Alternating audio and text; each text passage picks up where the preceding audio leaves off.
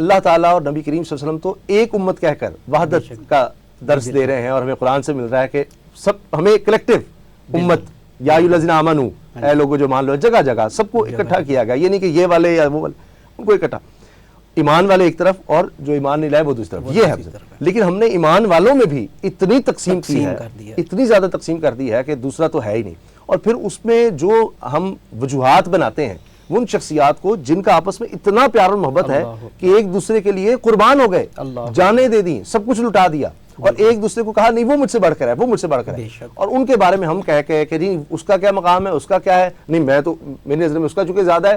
تم نے کہا اس کا زیادہ ہے، نہیں تم ہمیں سے نہیں، تم نکل جاؤ۔ ترازو پکڑے ہوئے ہم نے، عجیب و غریب اور خود سے اپنے پیمانے بنائے ہوئے ہیں کہ ہم تولیں گے ان کی ذاتوں کو۔ اب دیکھیں کہ اگر ہمارے فی زمانہ اگر ہمارے والدین میں اگر شکر رنجی ہو جائے تو ہم کس کا مقام بڑھائیں، کم کریں گے؟ ہم نے تو دونوں کی عزت کرنی ہے نا، دونوں کی عزت کرنے کا حکم ہے، اف تک کہنے کا حکم نہیں ہے، یہ تو والدین کے لیے ہے کہ اف نہیں کہنا۔ بے شک اگر ایک غلطی پر بھی ہے ہم نے عزت میں نہیں کرنی، بالکل ہم نے عزت کرنی ہے، اور اف تک نہیں کہنا والدین کے لیے۔ تو وہ تو ہستیاں وراء الورا ہیں، ان کے لیے صرف ایک جملہ ہی کافی ہے کہ وہ ہستیاں جائے ادب ہیں، جائے تحقیق نہیں ہے۔ ان پر ادب کرنا ہے، ان کا تحقیق نہیں ان پر شروع کر دینی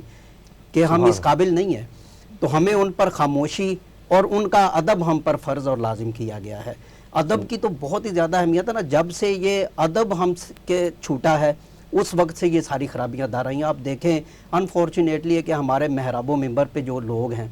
وہ کس طرح کی زبانیں استعمال کرتے ہیں، سوشل میڈیا آپ کے سامنے ہے، تقریریں اٹھا کر دیکھیں، اتنے غلیظ الفاظ ایک دوسرے کے لیے، بعض کا استعمال کر لیں، بعض جی بالکل ایکسیپشن ہے، بالکل ایکسیپشن ہے، اور بعض ایسے ہیں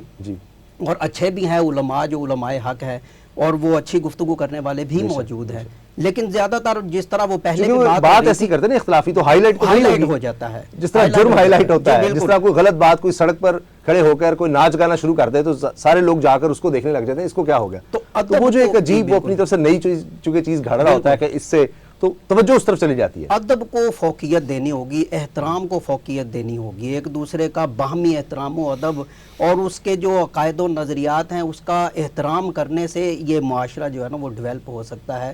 ورنہ تو کیا ہوتا ہے کہ وہ علامہ بھی اس پہ رونا رو گئے ہیں اپنا، کہتے ہیں ایک ہی سب کا نبی، دین بھی ایمان بھی ایک، حرم پاک بھی اللہ بھی قرآن بھی ایک، کچھ بڑی بات تھی ہوتے جو مسلمان بھی ایک، فرقہ بندی ہے کہیں اور کہیں ذاتیں ہیں، کیا زمانے میں پنپنے کی یہی باتیں ہیں؟ تو فرقہ بندیوں نے جس طرح ہوا نا، پہلے بھی یہ ذکر کر رہے تھے کہ جو اپنا ایک نظریہ قائم کر لیا ہے، جو اس نظریے یا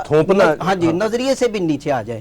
رائے قائم کر لی ہے، رائے قائم کر لی ہے، اس رائے کے خلاف اگر کسی نے کر دیا تو اس پر جناب فتوے لگانا شروع ہو جائے گا۔ علامہ سے کسی نے کہا نا وہ الحاد کی بات ہو رہی تھی، تو علامہ کے شاگرد نے پوچھا جی الحاد بہت زیادہ پھیل رہا، تو آپ نے فرمایا تھا کہ ہم سمجھتے تھے کہ لائے گی فراغت تعلیم، کیا خبر تھی کہ چلا آئے گا الحاد بھی ساتھ۔ تو کہا کہ یہ جو وارثان محراب و منبر ہے ان میں سے لوگ کیا کر رہے ہیں، تو علامہ نے فرمایا کہ یہ مسلمان کافروں کی فہرست میں اضافہ کر رہے ہیں 100 سال پہلے۔ تو ادب جو ہے نا الحاد انگریزوں کے دور کا اس کا مولانا نے ذکر کیا نا اس وقت بھی، الحاد کا جو ہے نا اس کے لیے اور وہ جو حکمت عملی ہے اس کو اپنانا ہوگا، اسٹریٹجی اپنانی ہوگی۔ حضرت مفضل بن عمر رحمۃ اللہ علیہ یہ حضرت امام جعفر صادق رحمۃ اللہ علیہ السلام کے شاگرد ہیں، امام جعفر صادق کو تو علم کا کوہ گراں تھے، کوہ صفات ہے بہت بڑا، اللہ تعالیٰ نے ان کو علم کا ہر علم کا ان کو ملکہ دیا ہوا تھا۔ مفضل بن عمر ان کے شاگرد نہ، تو ایک آدمی تھا ان کے پاس آ کر انہوں نے اس طرح کوئی اختلافی مسئلہ پوچھا، تو آپ نے ذرا سختی اور شدت کے ساتھ اس کو جواب دیا، تو کہتے کہ تم کہتے ہو کہ میں امام جعفر صادق کا شاگرد ہوں، مجھے نہیں لگتا کہ تم ان کے شاگرد ہو۔ انہوں نے کہا میں ان کا ہی شاگرد ہوں۔ انہوں نے کہا کہ میں پہلے ملحد تھا، الحاد مجھ پر طاری تھا، میں حضرت امام جعفر صادق کی خدمت میں آیا تو انہوں نے مجھ سے پوچھا کہ میں نے کہا کہ میں اللہ پر یقین نہیں رکھتا کہ کوئی اللہ بھی ہے۔ انہوں نے کہا کہ تم ایک کشتی میں جا رہے ہو اور پانی بہت زیادہ ہے کشتی اور بہت گہرا وہ دریا ہے، تم عبور کرنا چاہتے ہو، کشتی ٹوٹ جاتی ہے تو تم کیا کرو گے؟ کوئی امید ہوگی؟ کہنے لگا مجھے امید ہوگی بچنے کی، کشتی کا جو بھی کوئی تختہ وغیرہ ہوگا میں اس پر تیر کر میں دوسری طرف نکل جاؤں گا۔ اس نے کہا تختہ بھی نیچے سے نکل جاتا ہے تو پھر بھی تمہیں امید ہوگی؟ کہنے لگا جی بالکل مجھے امید ہوگی کہ مجھے تیرنا آتا ہے، میں تیر کر دوسری طرف نکل جاؤں گا۔ فرمایا کہ وہ پانی جو دریا کا وہ شدید ترین سخت یخ بستا ہے، ٹھنڈا ہے، تم 2-4 ہاتھ مارتے ہو تمہارے ہاتھ اور پاؤں شل ہو جاتے ہیں، تم سے تیرا بھی نہیں جاتا، تو اب بھی تمہیں کوئی امید ہوگی کہ تم بچ جاؤ گے؟ کہنے لگا جی پھر بھی مجھے کوئی امید ہوگی۔ تو امام جعفر صادق علیہ السلام نے فرمایا کہ وہ امید کیا ہے؟ آگے سے وہ لاجواب ہو گیا۔ امام فرمانے لگے کہ وہ امید ہی رب ہے جو تمہیں بچا کے اللہ لے جائے اکبر، گی۔ سبحان کہنے لگا اللہ۔ صرف اس انداز گفتگو سے اور اس انداز تبلیغ سے میں اتنا متاثر ہوا کہ میں نے اللہ تعالیٰ کی جو ہے نا وہ وحدانیت کو اور اللہ تعالیٰ کی سبحان ذات کو مان لیا۔ سبحان اچھا اللہ۔ اب ہوتا کیا ہے اسامہ صاحب، جی ہماری اختلاف رائے کی بات ہوتی ہے۔ ہماری اسلامی ہسٹری کا بہت بڑا نام ہے شیخ اکبر حضرت محی الدین ابن عربی رحمۃ اللہ علیہ۔ جی ان کے مرشد تھے ابو مدین مغربی رحمۃ اللہ علیہ۔ جی ان کے بارے میں کسی بندے نے کوئی غلط بات کہہ دی تو حضرت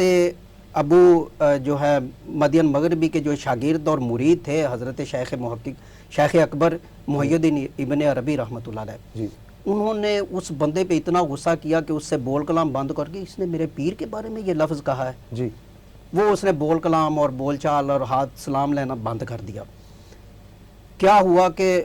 ایک دن 2 دن اور دوسرے دن حضرت شیخ اکبر محی الدین ابن عربی کو رات کو رسول اکرم صلی اللہ علیہ وسلم کی زیارت ہوئی۔ آپ نے فرمایا کیا ہے کہ اے ابن عربی، کیا تو اس بندے سے صرف اس وجہ سے ناراض ہے کہ اس نے تیرے پیر سے اختلاف رائے کیا ہے؟ تو نے یہ نہیں دیکھا کہ وہ بندہ میرا کتنا بڑا عاشق ہے؟ اللہ اللہ اللہ اللہ۔ صبح اٹھے حضرت ابن عربی رحمۃ اللہ علیہ اور اس بندے کے پاس گئے، تحفے تحائف دیے، معافی تلافی کی اور کہا یار تیری وجہ سے مجھے رات کو رسول اکرم صلی اللہ علیہ وسلم کی زیارت ہوئی، اور یہ الفاظ فرمائے ہیں۔ تو اس سے ہمیں درس ملتا ہے کہ اگر رائے کا اختلاف ہے بھی نا تو اس رائے کا احترام کرنا چاہیے۔ کون جس طرح وہ پہلے بات کر رہے تھے اور عموماً کی جاتی ہے کہ کس کو پتا ہے کہ کون رب کی بارگاہ میں کتنا مقبول ہے یا کون رسول پاک صلی اللہ علیہ وسلم کے کتنا قریب بے ہے۔ شک